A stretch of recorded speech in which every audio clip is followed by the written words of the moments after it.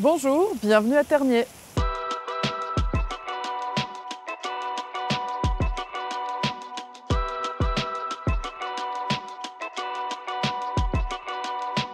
Avec ses 13 500 habitants, Tergnier est la plus grosse ville du bassin chaunois.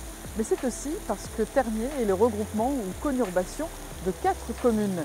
Tergnier donc, Fargnier, Quessy et Vouelle.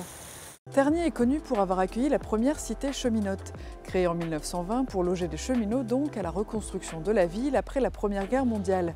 Mais bombardée pendant la Seconde, il ne reste aujourd'hui qu'un tiers de cette cité idéale imaginée par l'ingénieur Raoul Dautry. Et aujourd'hui encore, les cheminots sont présents en nombre à Tergnier, puisqu'ici se trouve le Technicentre de Picardie, le premier employeur de la ville qui entretient notamment les essieux des trains.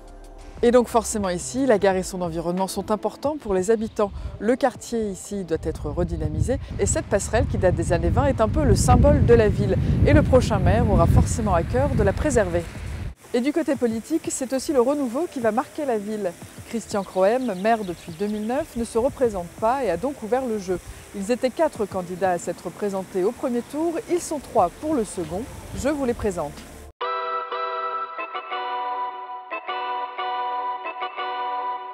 C'est Michel Carreau qui est arrivé en tête avec 43,97% des voix.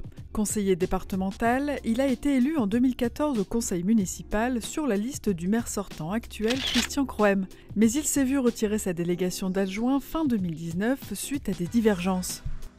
Face à lui, Francis Delacour, adjoint au maire sortant, a recueilli 33,29% des suffrages et se place donc en challenger.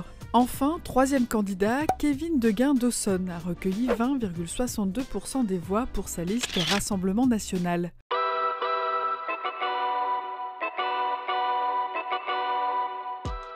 Et pour comprendre encore les enjeux de ce second tour, on est allé à la rencontre de Thibaut Verrier, journaliste localier à Tergnier.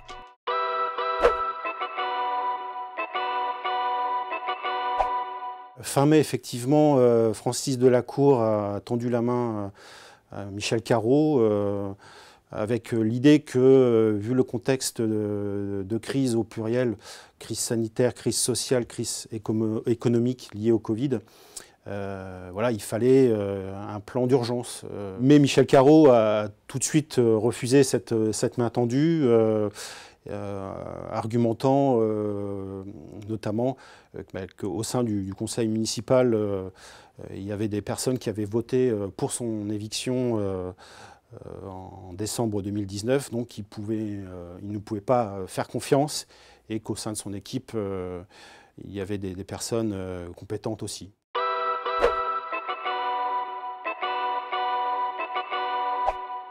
Sur ce deuxième tour, il y aura l'abstention, effectivement, qui sera un enjeu très fort, une des clés du scrutin. Et aussi voir comment la division de la gauche va jouer, si elle va continuer à renforcer un peu le Rassemblement national. Ça sera historique, effectivement. Le Rassemblement national devrait rentrer au Conseil pour la première fois.